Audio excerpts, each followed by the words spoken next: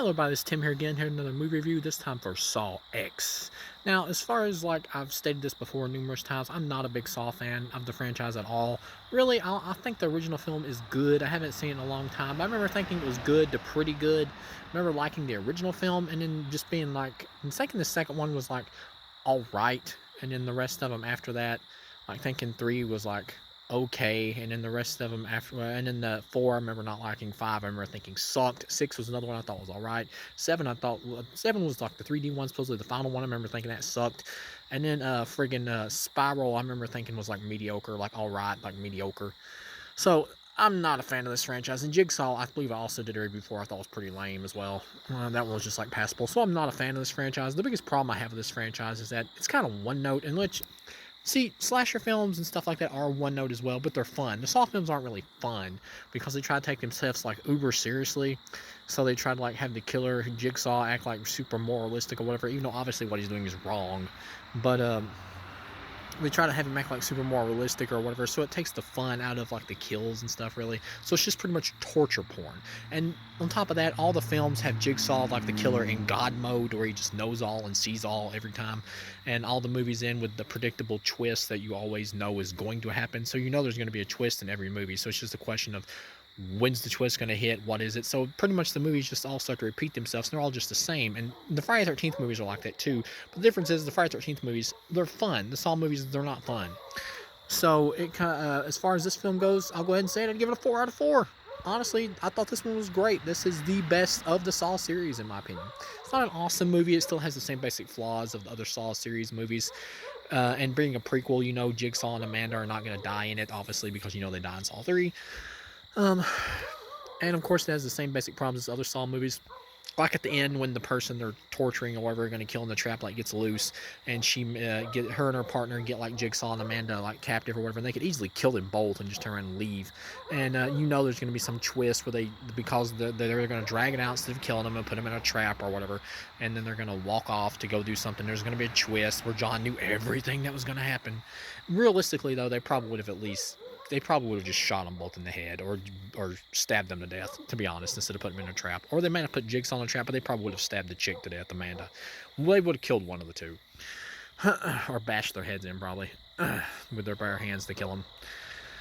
But you get the cool. So yeah, it's still got the predictable Saw shit in it. But like I'm saying, it would be better if they just rebooted this franchise, and this would have been like a reboot, really, and would have been the first movie in a new series with Tobin Bell back as Jigsaw, as John Kramer. Really, to be honest, it would have been much stronger as that. But as it is, though, it's still a great prequel movie, and it is a prequel because it's the only way they can get John back in the series. Tobin Bell, who was pretty much the star of the series, and then he stupidly killed him off in 3. I have no idea why. They should have just killed Amanda off and kept John alive for more movies. Then they put the series over with Hoffman, and when Hoffman takes over, it's pretty much just a standard serial killer series, really, after that. It's just him taking people out left and right, and the Hoffman character is not as interesting, but at the same time, he's pretty entertaining in how ridiculous the plots get with the later movies. He's just taking people out left and right, stabbing the hell out of them. It is kind of silly entertainment. And Hoffman has a cameo here in the post-credit scene for a few seconds. And pretty much the plot of the movies, you got John, who's of course dying from cancer, this being a prequel, and he hears about this miracle cure, supposedly, of a cocktail and surgery, and he goes there and he gets it done. Of course, it's fake, and you know it's coming, but the acting is good, and you like the drama of it, and getting to see Jigsaw, be happy and trying to be friends with people and all that, and friendly with people and everything, and you do feel sorry for him. And of course, they make it out in the movie that the people he's torturing and causing to die in these traps are obviously worse than he is, because they're they're causing innocent people to die and taking their money and everything. And the people he's at least going after in this particular movie are people who kind of deserve it, but at the same time, they don't deserve this much torture, obviously. They deserve to go to jail. But yeah, so you're still more on Jigsaw's side in terms of this movie, even though not all the people here who are being tortured totally deserve what they get, like the drug addict girl. She doesn't really deserve to have killed by radiation or whatever, have half her skin melted off. Not really. Even though what she did was obviously wrong.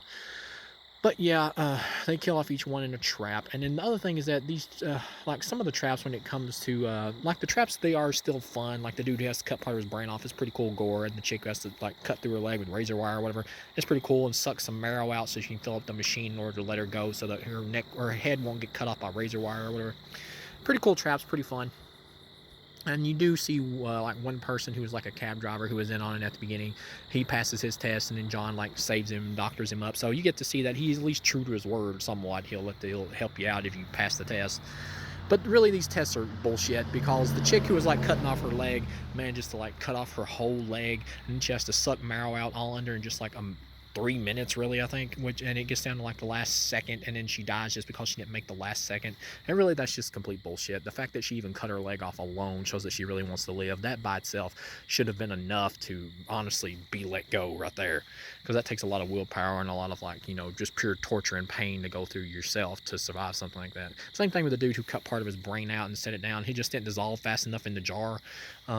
He should have automatically have been let go, just because he managed to actually cut his head open and take a part of his brain out, even though he had no idea what he was doing. That should automatically have been survivable. The fact that he dies just because it doesn't dissolve enough before literally the last second, that's cheap. And of course, that adds into the fact that, yeah, Jigsaw is crazy, regardless of whatever moral code he tries to go for. The character is crazy.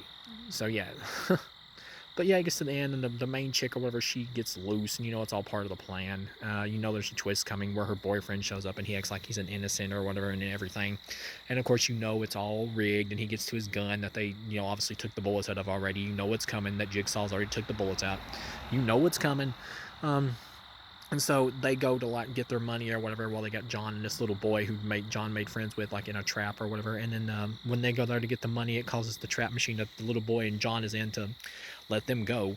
And then they're getting the money, they're getting ready to leave and shit. And then that's when you get the scene where they start actually like fighting over the money, because the room's filling up with gas, because of course they set off their own trap, which you see coming. But I like the ending. The end here, though, where the main chick, the evil chick or whatever, has to like fight her boyfriend or whatever, who earlier in the movie said, I would die for you, baby. And now they're like having to fight over the one like spot where you can get oxygen to stay alive out of the gas until it dissipates out of the room. And then she ends up killing her boyfriend or whatever, because she's pure evil. I will say this: they make her like over the top, like merciless by the end of the movie, where she's like squashing another chick's neck or whatever, who was like one of the people who survived their test or whatever, who's in there with her. And she's like, one less share, basically, of the money, because they're ripping off cancer patients. I'm sorry if you hear traffic in the background. I'm doing this outside, but yeah, like one less share. And then she's like willing to put a little boy in there to like basically risk him getting killed and all that too. It's like, yeah, they go pretty ridiculously over the top with how villainous she is at the end, instead of having her just be like a scummy money person, because they want you to see her as pretty much the villain, and John, even though he's evil, they want you to see him as like the better of the two evils, so you root for him over the evil chick, which it does work, but at the same time, they do go over the top with her evilness. So she kills her man, and then she sticks her head in the oxygen chamber, and the room dissipates, and she lives. I like that. I like that the most evil character lives. It's an interesting twist or whatever at the end, where the most evil character of the group does manage to get away, and it pretty much ends with John giving the money that the bad guys were gonna get or whatever. He gives it to the little boy who he's made friends with, and then John and Amanda leave to head off into the distant future of other Saw movies. So overall, for a Saw flick, I give this a 4 out of 4. It was great. It did have the basic flaws of a Saw film and the basic flaws of the logic of a Saw film, and because it's a prequel, obviously that John and Amanda are going to die, and the way these films go, that John and Amanda are basically always in God mode, so they're not going to die, even though they do kill them both off in part 3, which was kind of a mistake. At least killing John. Amanda, yeah, but or maybe kill John and keep Amanda alive so she can continue things, but Amanda's character was never strong enough to like really carry this series along without Tobin Bell, so really maybe you should just kill them both off and just stop with Saw 3, to be honest. But yeah, overall, for a Saw film, I'd give it a 4 out of 4. It was a great, fun, torture porn movie in the vein of torture porn, fun like that, with the gore and stuff. Yeah, overall, the best of the series, which probably isn't a high watermark for some people, because the series overall is not that good, but it's still a really enjoyable horror torture porn flick. So yeah, overall, 4 out of 4. Not perfect, but really enjoyable.